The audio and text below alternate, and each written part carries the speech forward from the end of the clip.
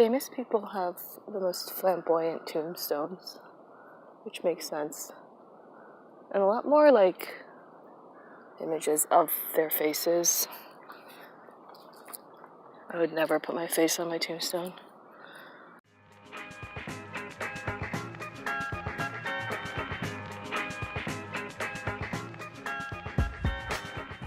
Hey guys, it's your boy, Asian Girl Problems. I'm back in a new outfit. I've gone shopping a lot lately. Part of it is that LA is rubbing off on me.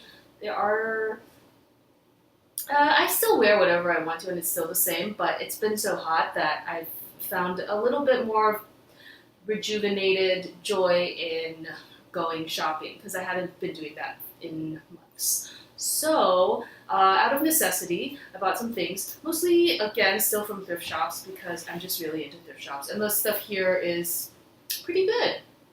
I think a little more love for vintage clothing here, love for costumes and things like that because of just the movie industry. So I don't know where I would really wear this to at the moment, but it has pockets.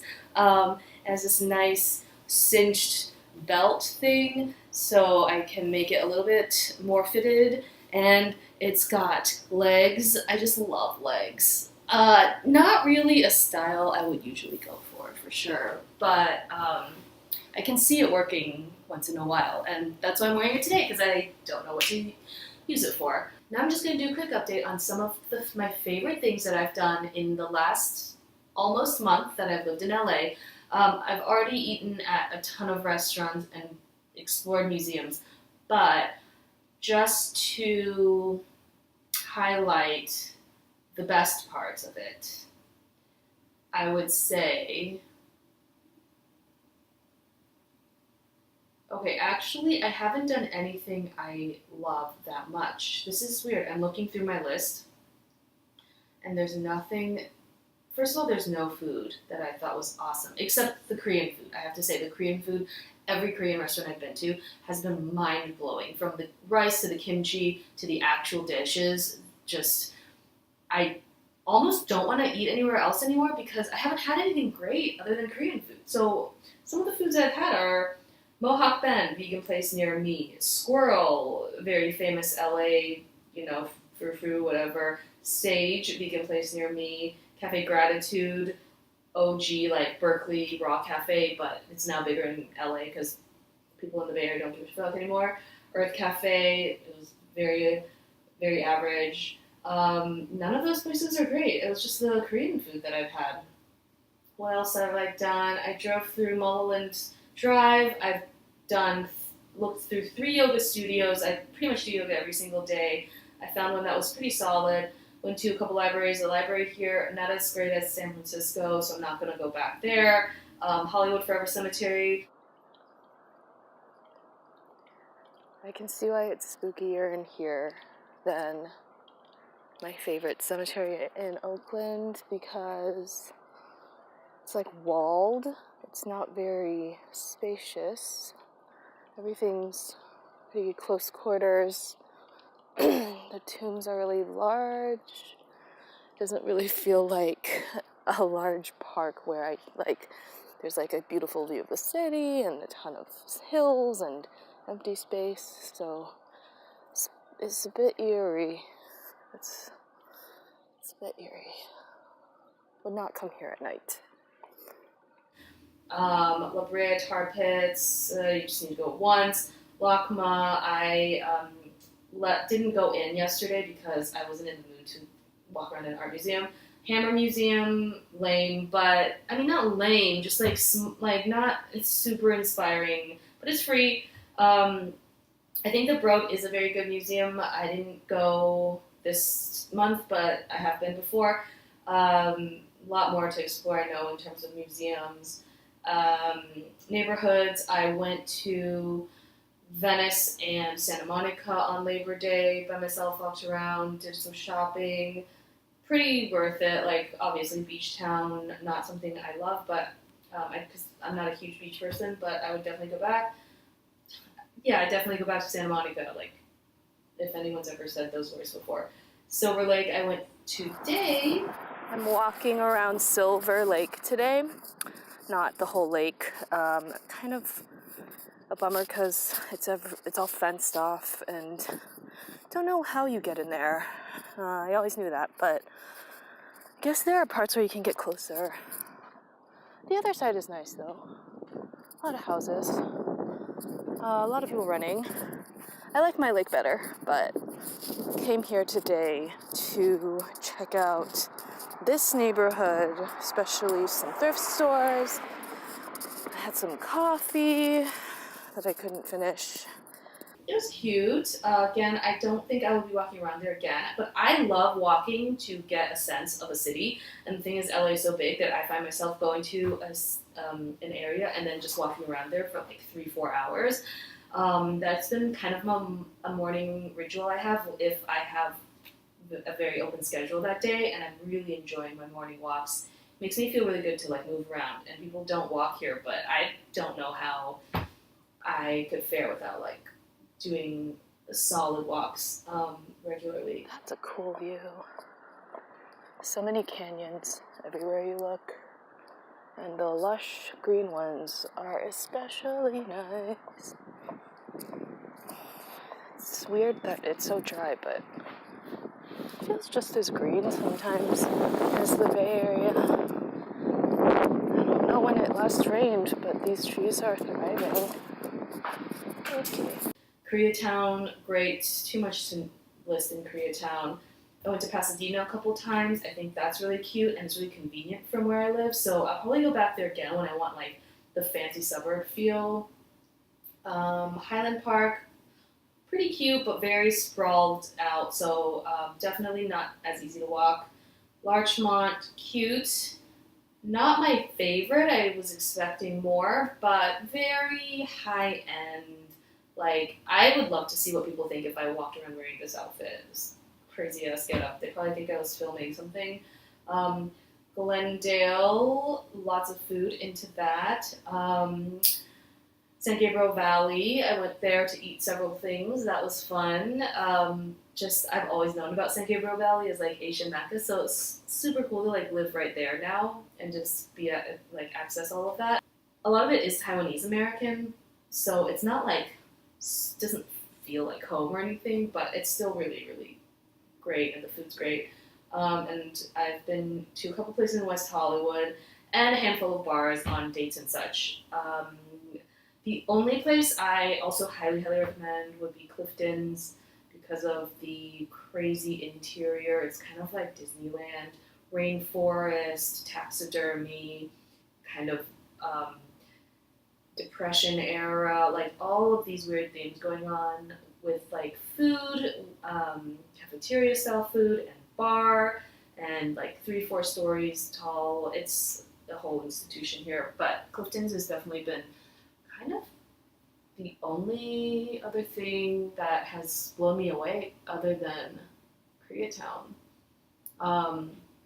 But yeah, what else? I went to Shakespeare in the Park at Griffith Park. I hiked Runyon Canyon. I went to a brunch place that had the same name as me, so that was really awesome. Brunch was good.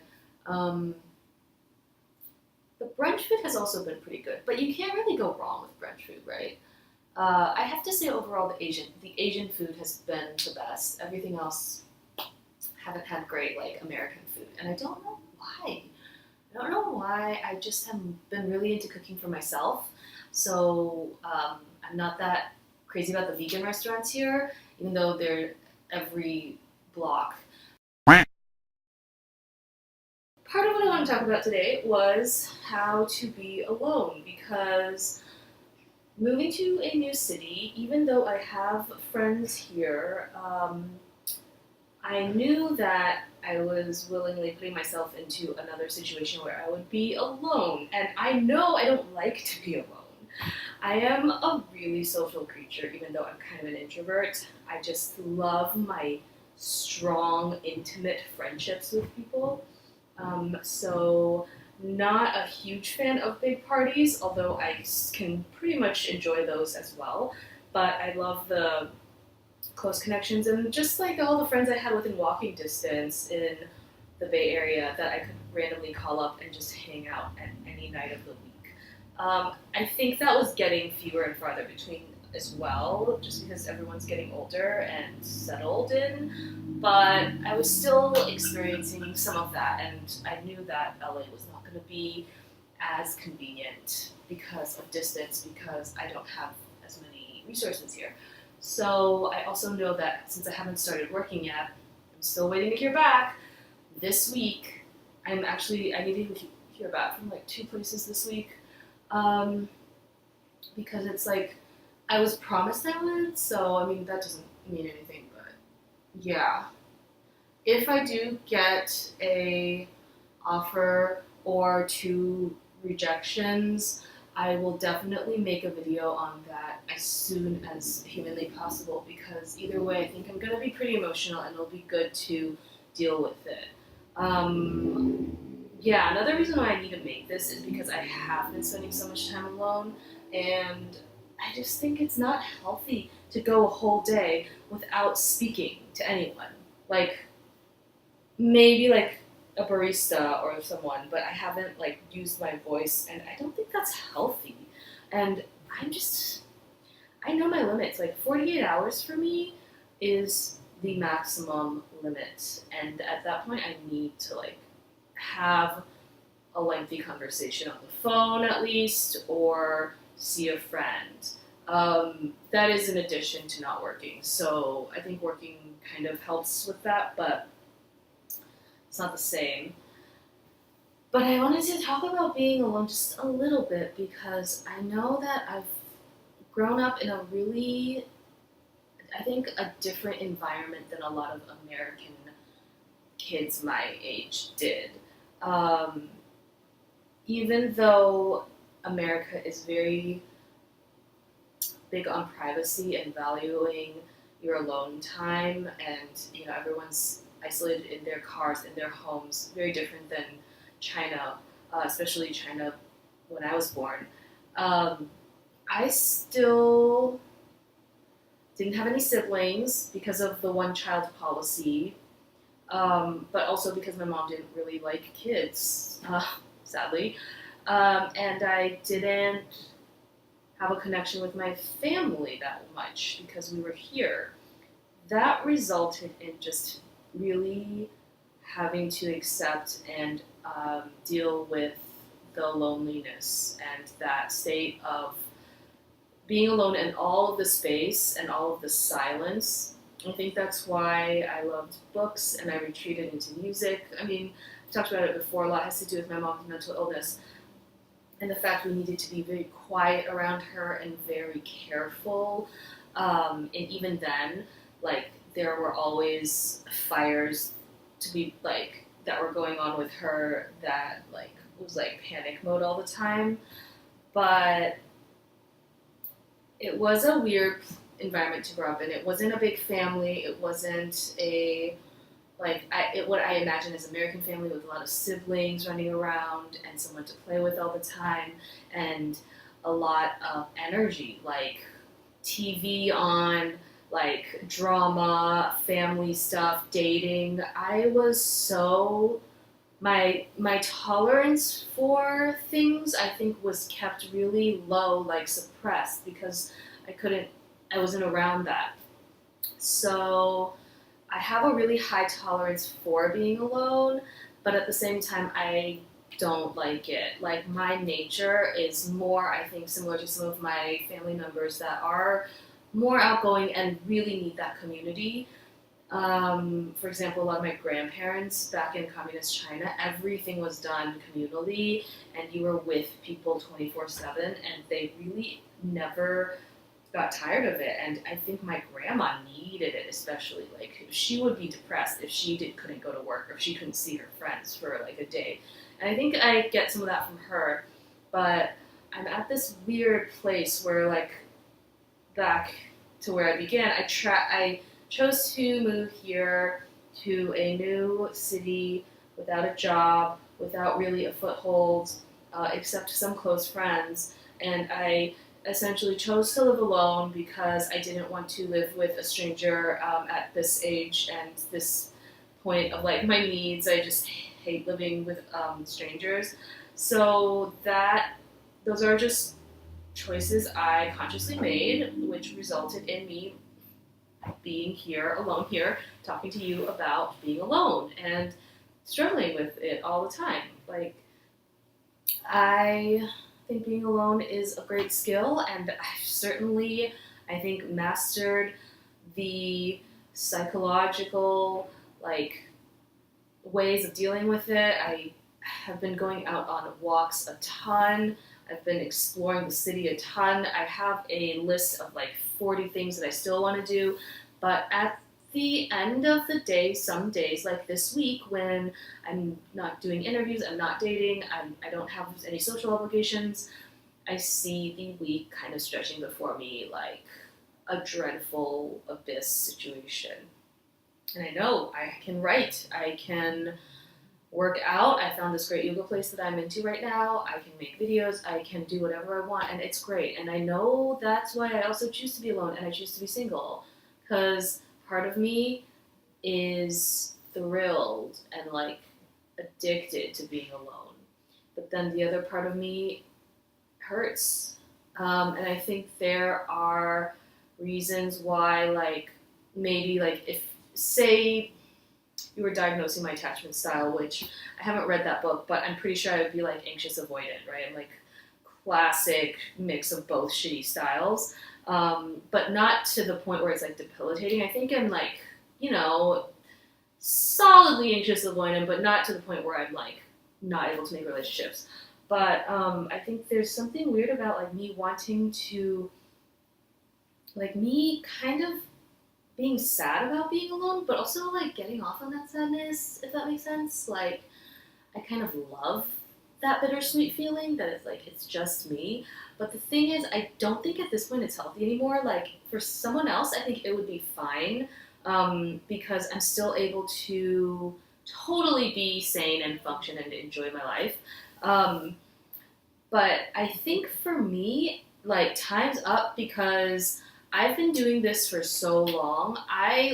Sometimes I walk around on my walks and I think about how much I prefer doing that alone than with someone else.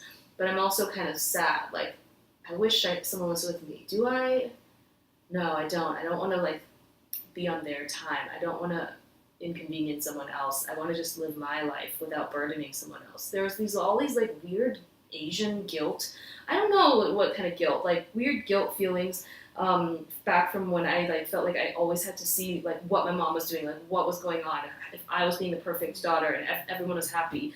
So exhausting. And I don't think I think it's really hard for me to get over that weird reflex feeling of, like, oh, I don't really get to do exactly what I want. I have to compromise for this other person. Or they have to compromise for me, and then they'll secretly resent me, maybe. And I think it's kind of an unhealthy anxiety. That's where the anxious avoidant thing comes from. So, having a lot of thoughts around that, being alone, especially now I'm, like, really solidly in my 30s, in this new city, thinking about what I want to spend my time on, what kind of life I want to build. And yeah, I've been thinking that, like, for some people it might be good to practice it. I have a friend who's trying to practice being alone because she thinks that she feels extremely weird when she goes out and does anything alone, like goes to a restaurant or walks around. For me, it's like second nature. I love it. I like it more than actually, like, being tied to, like, a guy. Sometimes, like, I don't like the whole, like, we relationship kind of feeling. I'm just kind of, I think I would get used to it, but yeah, I'm not used to it right now.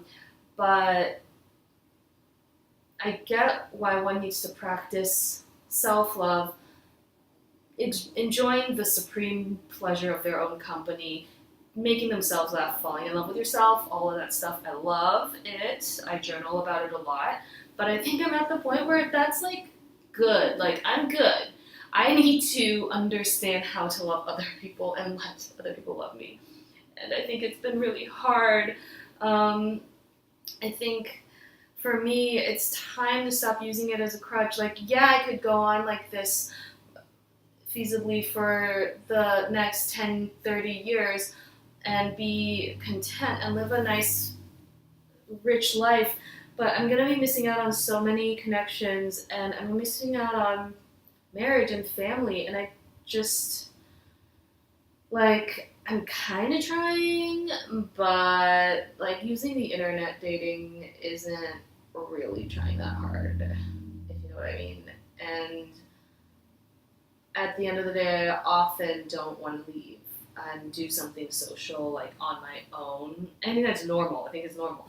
But I don't feel like going to a show, like a concert that I might be interested in by myself, or going to a stand up thing, or stuff like that.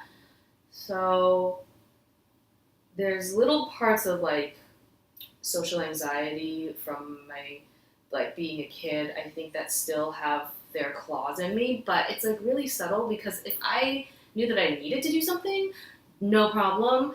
I'm gonna get the job done. I'm gonna go to a house party, talk to people, or I'm gonna like go network for a job. But when it's like optional, I mean, I'm just not an extrovert. I'm like middle of the road introvert extrovert, and living in a culture, especially in a city here, that is so into extroverts, like I can't even handle it. Like I don't even feel guilt about being an introvert. I just don't like the in my face extroversion that I feel like I get from people, or this like like unspoken understanding that like being an extrovert is better than being an introvert in the city. I don't know. But I mean, I am not guilty about like staying home that much anymore. I just wonder how it's contributing to my growth as a person, and like getting myself to that place where I can open up. And I don't have a therapist right now because I don't have a job right now. I don't feel like I really need a therapist right now. But I think about back to what my therapist used to tell me, and I think she would tell me to be patient with myself. Yes, treat myself like a friend, a precious, commodity person, but also play it by ear and see little opportunities to connect. And I think maybe grasp opportunities to connect with people and be vulnerable. And obviously, it's a loaded statement.